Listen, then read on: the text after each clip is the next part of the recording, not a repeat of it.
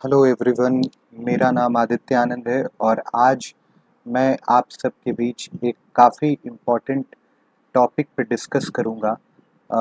ये फिज़िक्स से रिलेटेड है और हमारा जो टॉपिक का टाइटल है वो है प्रेशर। तो प्रेशर क्या होता है?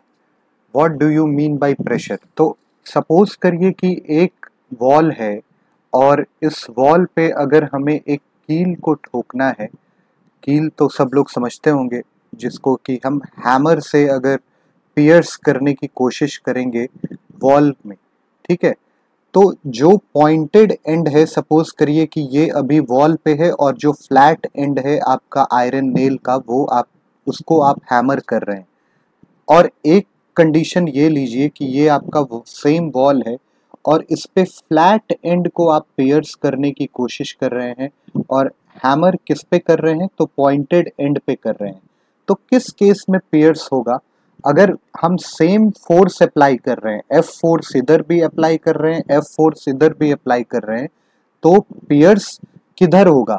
पियर्स अगर आप देखेंगे तो जो पॉइंटेड एंड था ये पियर्स हो जाएगा, बट ये फ्लैट एंड सेम फोर्स पे पियर्स नहीं हो पाएगा।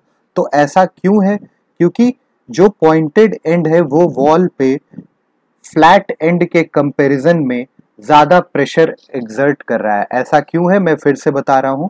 जो पॉइंटेड एंड है, पॉइंटेड एंड, ये जो प्रेशर एक्सर्ट कर रहा है वॉल पे, ठीक है, प्रेशर जो ये लगा रहा है वॉल पे, ये ज्यादा है then the pressure exerted by flat end on the wall, ठीक है।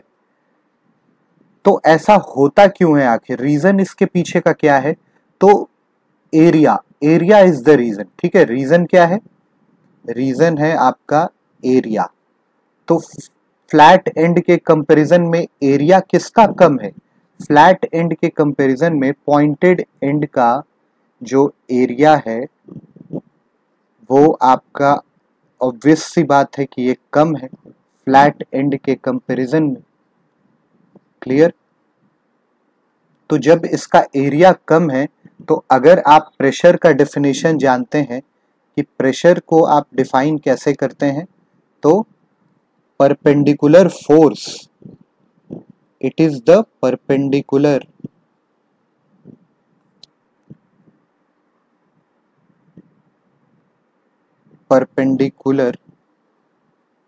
force acting on surface of an object, ठीक है, upon area on which it is acting,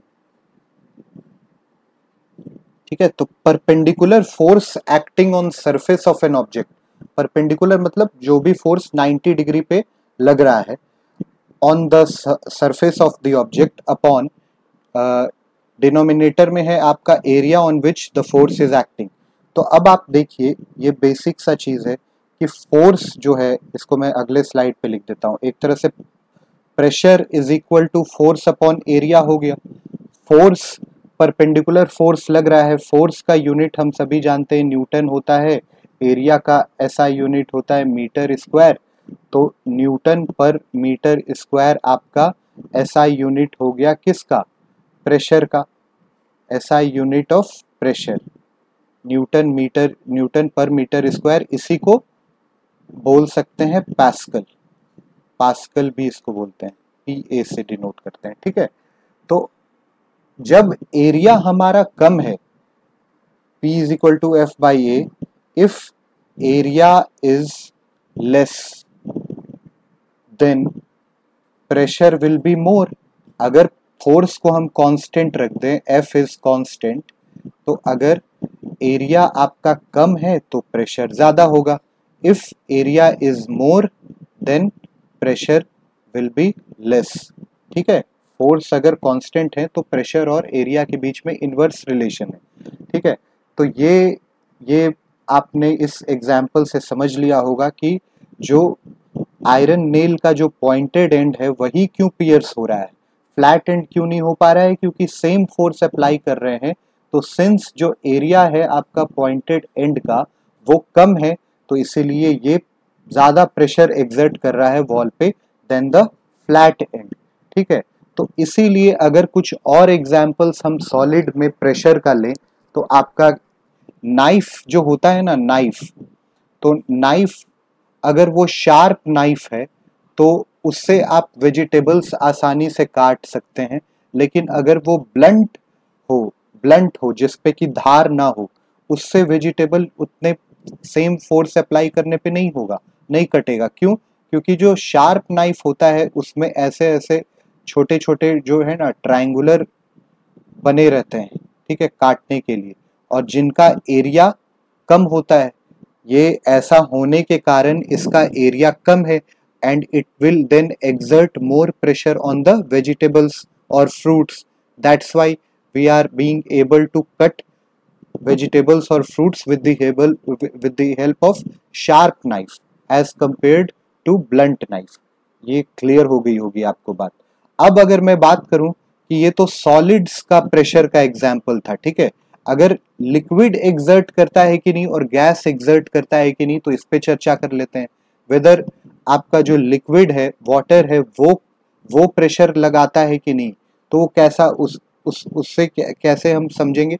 तो एक एग्जाम्पल लीजिए कि एक बॉटल है, बॉटल में पानी भरा हुआ है, ठीक है, पानी भरा हुआ है, तो हमेशा जब भी वाटर पे फोर्स लगता है तो वाटर पे कौन सा फोर्स लगता है? ग्रेविटेशन। ग्रेविटेशनल फोर्स क्या करना चाहेगा? पानी को नीचे की तरफ रखना चाहेगा। तो नीचे की तरफ फोर्स आप देख रहे हैं कि ऊपर से नीचे लग रहा है। तो अगर मैं इस वाटर को डिफरेंट लेयर्स में बांट दूं, ठीक है, डिफरेंट लेयर्स में बांट दूं, तो सबसे ज्यादा फोर्स किस लेयर पे लगना चाहिए? ऊपर में तो यहाँ पे लग रहा है फोर्स, लेकिन ये लेयर इस लेयर पे भी फोर्स लगा रहा है, इस लेयर पे भी लगा रहा है, इस लेयर पे भी। ये वाला जो लेयर है वो बाकी के तीनों लेयर पे, ये first layer, second, third, fourth, gravitational force first layer पे लगा, तो फर्स्ट लेयर आपका सेकंड, थर्ड और फोर्थ पे भी प्रेशर फोर्स लगा रहा है। सेकंड पे अगर ये लग रहा है तो सेकंड वाला थर्ड और फोर्थ पे भी लगा रहा है, और थर्ड वाला फोर्थ पे भी लगा रहा है। तो आप देख सकते हैं कि सबसे ज्यादा तो नीचे वाले लेयर पे लग रहा है फोर्स, ठीक है। इस एग्जाम्पल में हम यही देख पा रहे हैं कि अगर वाटर को डिफरेंट लेयर्स में बांट दें तो जो भी ऊपर से फोर्स लग रहा है ग्रेविटेशनल, तो सबसे ज्यादा फोर्स नीचे वाले लेयर पे लग रहा है। तो अगर मैं इस बॉटल में, इस पानी के बॉटल में दो छेद कर दूं, एक यहाँ पे और एक यहाँ पे, ठीक है, तो जो भी यहाँ से पानी निकलेगा ना, तो पानी निकलेगा तो सपोज करिए यहाँ निकला, ये यहाँ निकला, तो ये वाला नीचे वाले जो होल से पानी दूर क्यों निकल रहा है? सेम रीजन है, क्योंकि इस पे सबसे ज्यादा फोर्स लग रहा है, तो फोर्स लग रहा है तो ये सबसे ज्यादा प्रेशर एक्सर्ट कर रहा है, ठीक है। तो ऐसा नहीं है कि जो भी प्रेशर लग रहा है नीचे लगता है, पानी हर डायरेक्शन में आपका प्रेशर लगाएगा। तो ये वाला एग्जाम्पल में ये वॉल्स पे भी प्रेशर लगा रहा है, इसीलिए तो प्रेशर वॉल्स पे लगने के कारण बाहर निकल रहा है। लेकिन उसमें भी सिंस नीचे वाले लेयर में सबसे ज्यादा फोर्स लगता है तो पानी दूर तक ज्यादा जाता है, ठीक है, पानी दूर ज्यादा जाएगा। बात समझ में आ गई? उसी तरीके से अगर सेम एग्जाम्पल में हम लोग सेम पोजीशन पे अगर होल क्रिएट करें तो सेम दूरी तक पानी जाएगा, ठीक है, बात समझ में आ रही है? अगर सेम लेयर पे, सेम पोजीशन पे अगर होल क्रिएट किया जाए तो सेम दूरी तक दोनों साइड में पानी जाएगा। तो इसीलिए वाटर भी चारों डायरेक्शन में प्रेशर एक्सर्ट करता है, ठीक है। बस यही डिफरेंस है कि जो ग्रेविटेशन फोर्स लग रहा है ये ऊपर से पानी को नीचे रखना चाह रहा है, तो ऊपर वाले लेयर से के कंपैरिजन में नीचे वाले लेयर पे सबसे ज्यादा प्रेशर एक्सर्ट होता है पानी के केस में। उसी तरीके से अगर हम एयर की बात कर ले तो एयर प्रेशर हमें डिस्कस करना है। तो एयर प्रेशर पे की अगर चर्चा करें तो हमारे एनवायरनमेंट में जो भी एयर है, एटमॉस्फेयर में जो भी एयर है, ये भी सारे ऑब्जेक्ट्स के ऊपर प्रेशर एक्सर्ट करता है, ठीक है, हमें फील क्यों नहीं होता है? सपोज करिए ये एक टेबल है, टेबल जो है ये आपका 10 सेंटीमीटर अपॉन 10 सेंटीमीटर का टेबल है, ठीक है। इसके ऊपर क्या है? एयर नहीं है, एयर तो पूरे एटमॉस्फेयर में है, तो एयर को तो इस पे प्रेशर लगाना चाहिए, और ये कितना लगाता है? लगभग बहुत ज्यादा लगाता है, 1000 पास्कल के करीब लगाता है, and 1000 pascal is a very large amount of pressure. तो अगर आपको ये लगना चाहिए कि ये मतलब अगर इतना प्रेशर अगर लग रहा है इसके ऊपर, तो ये टेबल ब्रेक क्यों नहीं हो पाता है? क्यों? क्योंकि नीचे से भी ऊपर इस एयर भी क्या कर रहा है कि चारों डायरेक्शन में प्रेशर लगते हैं, ठीक है।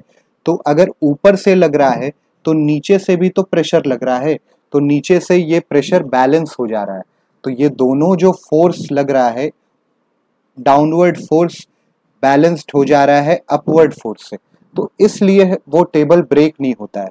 तो आई होप आप लोग ये प्रेशर का सिंपल सा कॉन्सेप्ट समझ गए होंगे। प्रेशर का जो यूनिट होता है वो न्यूटन पर मीटर स्क्वायर या फिर पास्कल होता है, और इसका जो डेफिनेशन होता है वो फोर्स अपॉन एरिया होता है। तो thank you so much, I hope you have liked this video. Thank you everyone.